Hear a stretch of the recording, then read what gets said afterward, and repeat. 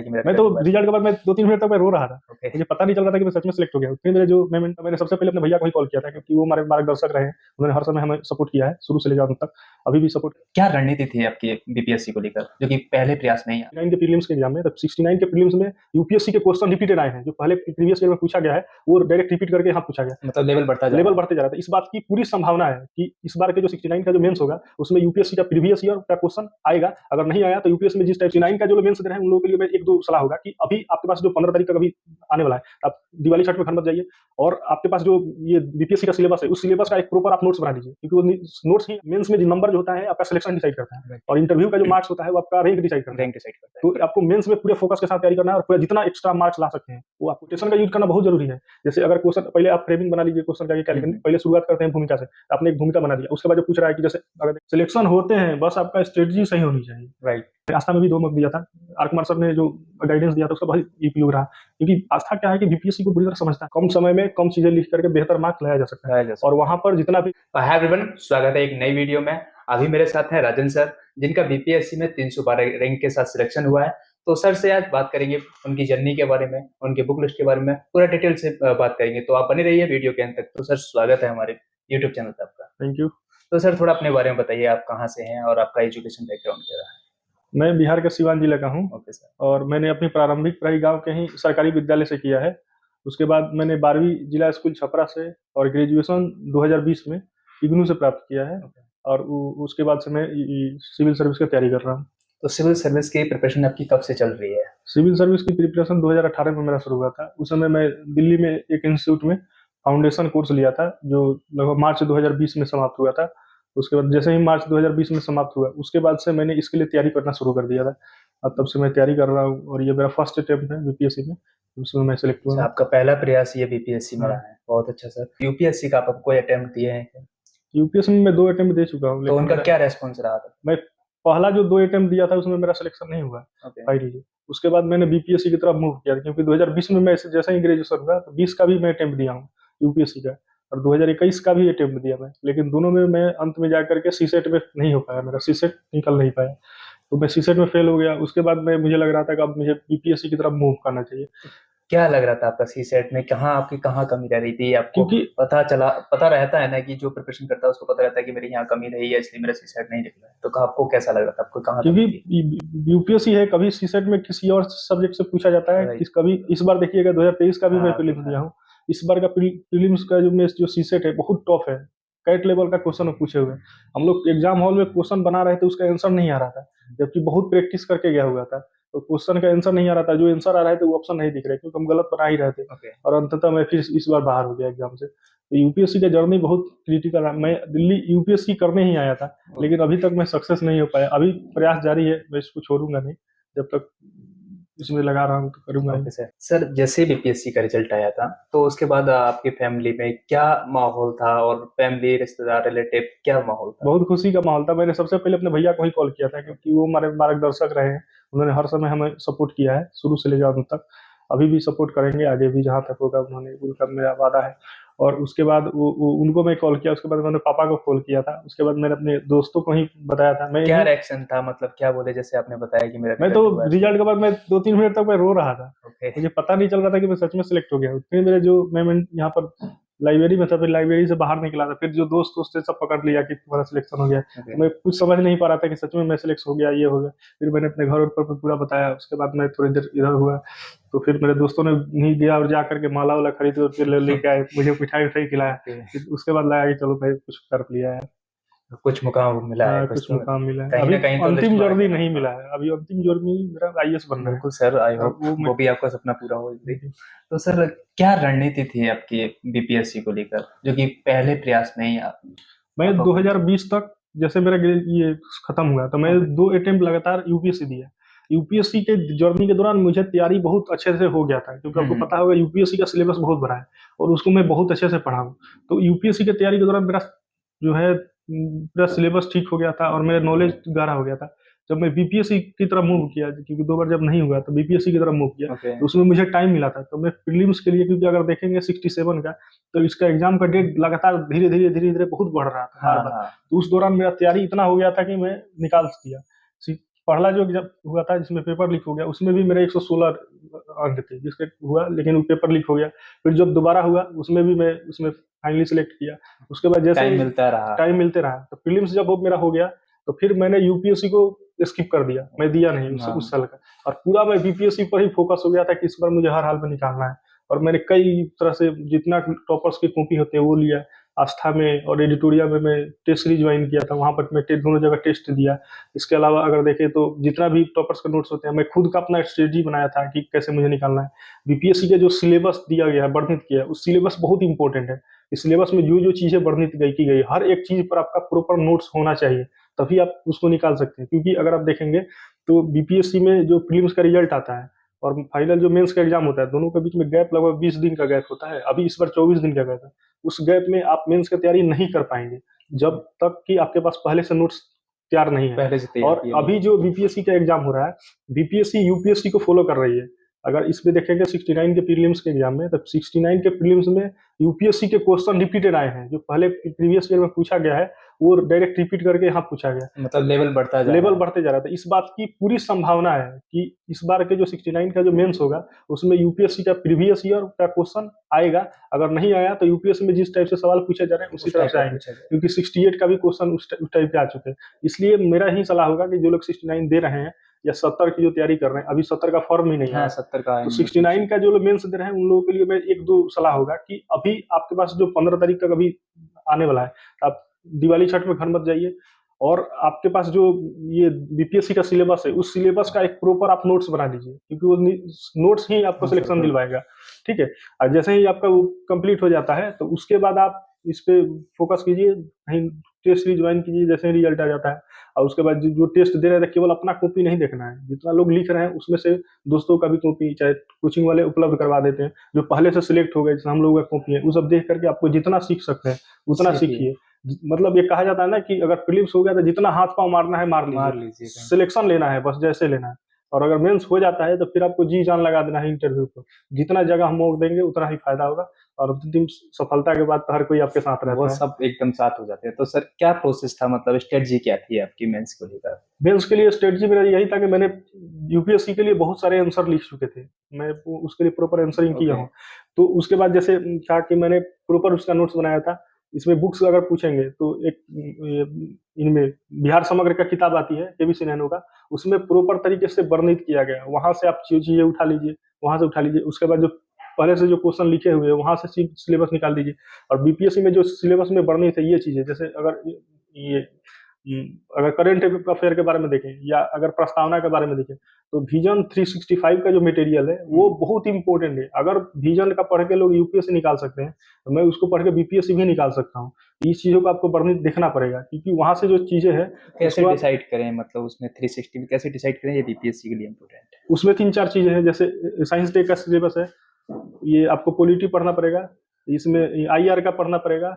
इसके अलावा उसमें आप अगर उसमें देखें तो कुछ कुछ आप जो टेक्नोलॉजी है टेक्नोलॉजी पढ़ना पड़ेगा, क्योंकि दो तीन सवाल उससे भी पूछे जा रहे हैं। तो ये सब चीजें लेकर के आप जब खुद का नोट्स बनाना शुरू करेंगे, तो वहां से चीजें आपको खुद दिखने लगेगी कि हमको इस चीज के लिए कहाँ से नोट्स चाहिए, और उस चीज को आप वर्णित कर लिए। और मेंस के आंसर राइटिंग में आपको अगर दे रहे हैं मेंस 69 का या 70 का, तो आपको पैराग्राफ फॉर्म में नहीं लिखना है आंसर को। आपको टू द पॉइंट चीजें लिखना है। जितना diagram, map, flow chart, index हुआ, रिपोर्ट हुआ, अभी नेशनल फैमिली हेल्थ सर्वे का रिपोर्ट आया है, बिहार में जातीय जनगणना का रिपोर्ट है, हाँ, जाती ये है। सब चीजों को आपको हर हाल में लिखना है। जब लिखेंगे तभी आएगा नंबर।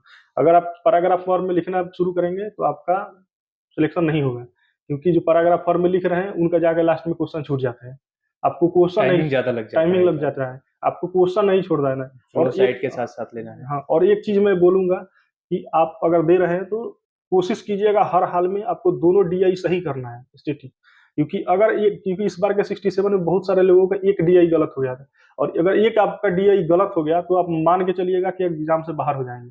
क्योंकि मेंस में जो नंबर जो होता है आपका सिलेक्शन डिसाइड करता है, राइट। और इंटरव्यू का जो मार्क्स होता है वो आपका रैंक डिसाइड करता है। रैंक डिसाइड करता है। तो आपको मेंस में पूरे फोकस के साथ तैयारी करना है, और पूरा जितना एक्स्ट्रा मार्क्स ला सकते हैं वो आपको इतना बेहतर जो बिल्कुल पोस्ट बेहतर है दिलवा सर। देगा।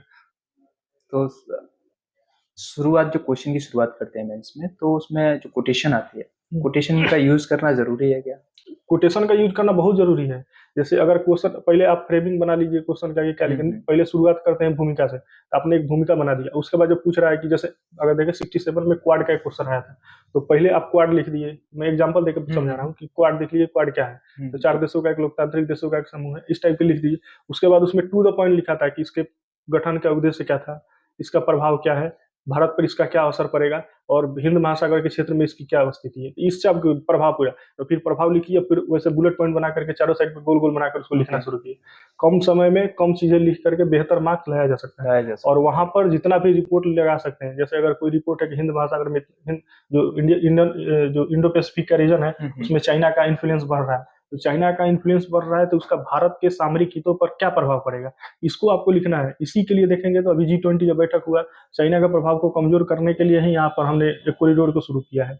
ठीक है, IPEF जो है उसको RCEP में, क्योंकि चाइना प्रभावी है, तो IPEF का शुरू किया गया जिसमें अमेरिका प्रभावी है, हम अमेरिका के साथ मिलकर आगे बढ़ रहे हैं। ये सब चीजों को आगे उसमें लिखना है आपको। ये जैसे ही लिखेंगे, अभी क्वाड का जो कथन हुआ उसमें देखेंगे अमेरिका के पास राजनीतिक प्रभाव है, भारत के पास मैन पावर है, UAE के पास में वित्तीय शक्ति है, ठीक है, अब ये ऑस्ट्रेलिया है उसके पास भी उसकी अगर इसको मैपिंग के साथ डिजाइन किया जाए तो और अच्छा रहेगा। मैपिंग हर क्वेश्चन में आपको मैपिंग करना है।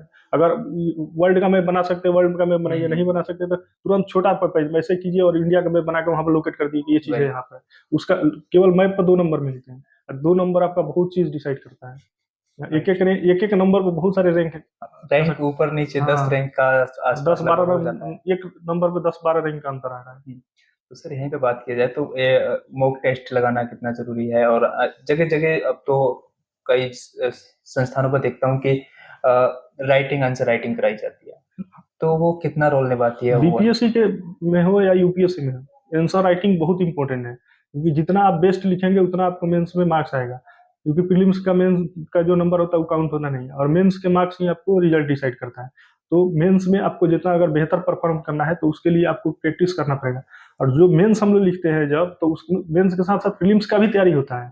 ऐसा नहीं है कि हम मेंस कर रहे हैं तो प्रीलिम्स हो जाता है। पर्टिकुलर कुछ लोग होते हैं बीपीएससी में जो पर्टिकुलर प्रीलिम्स की ही प्रिपरेशन करते हैं, तो वही दिक्कत है ना, क्या सजेशन है? वही दिक्कत है, क्योंकि अगर आप केवल प्रीलिम्स की तैयारी करेंगे तो जैसे ही मेंस प्रीलिम्स आपका निकल गया तो उसके पास आपका मेंस का तैयारी ही नहीं होगा, तो एग्जाम से तो आप ऑलरेडी पहले से बाहर हो चुके हैं। टाइम नहीं मिलेगा, टाइम 20 दिन का टाइम मिलता है, आप उसमें कर ही नहीं पाएंगे। तो अभी जो 70 की तैयारी कर रहे हैं उनके लिए सबसे बेस्ट सजेशन है कि आप बीपीएससी का जो सिलेबस है, सिलेबस को एक बार क्लियर कर, एक बार सिलेबस जब कंप्लीट हो जाता है ना, तो अंदर से आत्मविश्वास भी आता है कि यार हम सिलेबस कंप्लीट कर दिया, हम प्रीलिम्स नहीं निकाल पा रहे, तो प्रीलिम्स निकालिए, तो मेंस अगर तैयार है तो प्रीलिम्स निकालने का एक जज्बा भी आता है अंदर से कि हम निकाल लेंगे। फिर मैं फाइनल सिलेक्शन किया और प्रीलिम्स निकल गया, आप मेंस सब पहले से तैयार कर रहे हैं तो मेंस निकलेगा ही।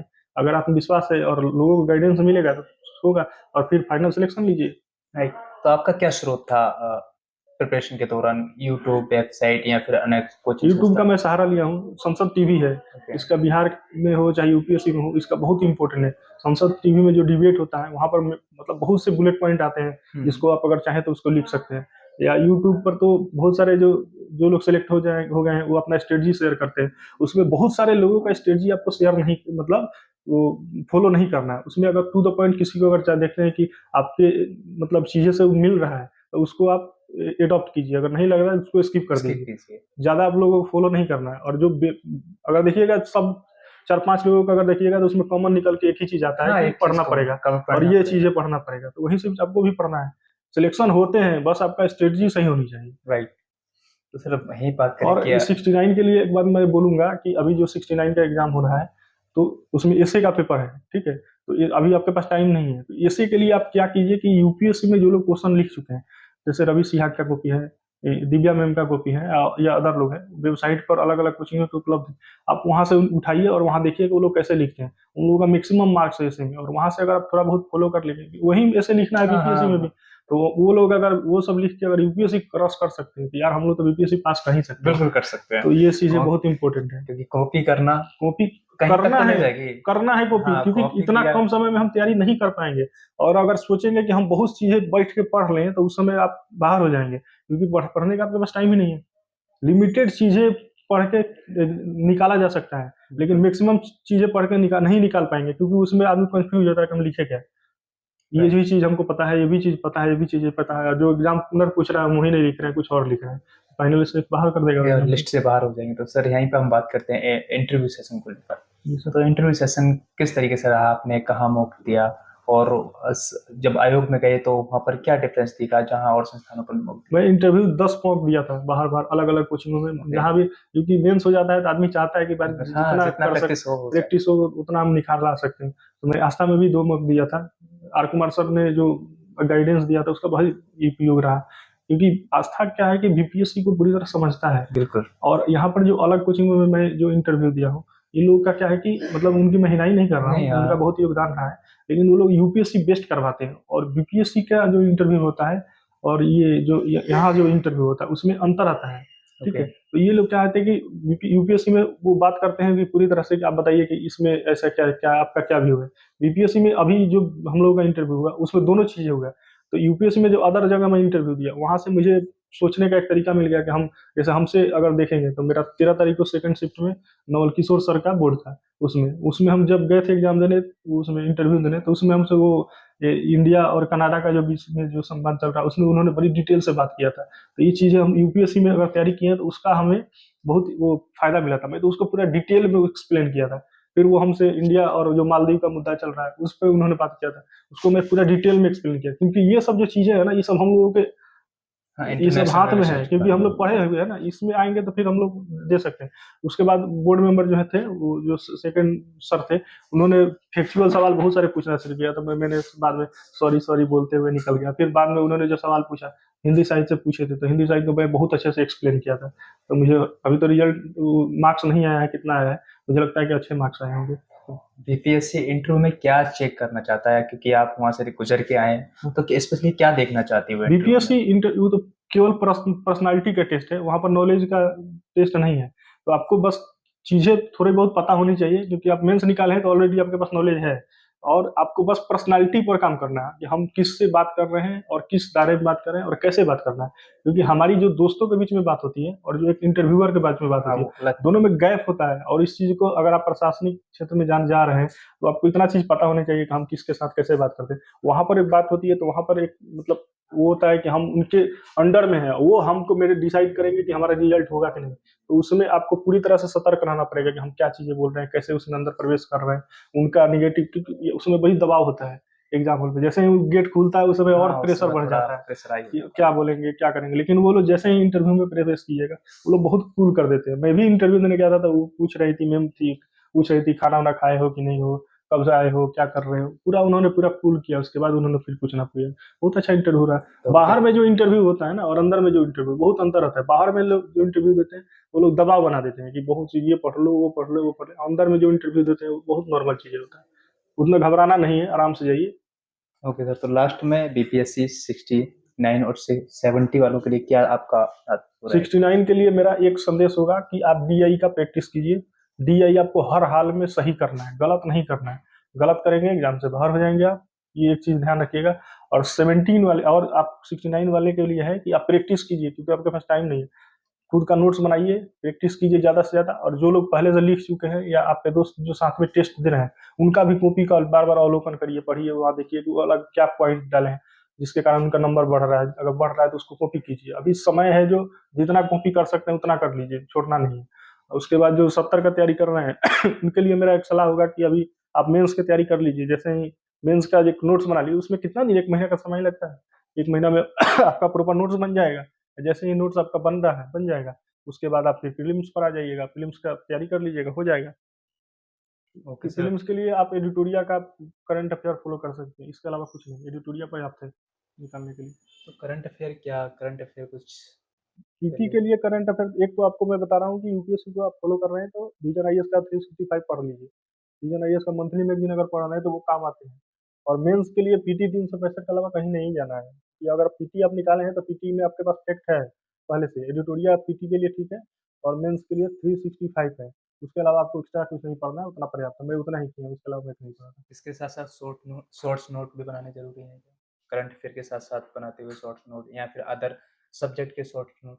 उतना टाइम नहीं मिलता है बनाने के लिए। अगर आप क्वेश्चन आंसरिंग करेंगे, फॉर्मेटिंग करेंगे तो दिमाग में याद रहता है कि ओके। कहाँ।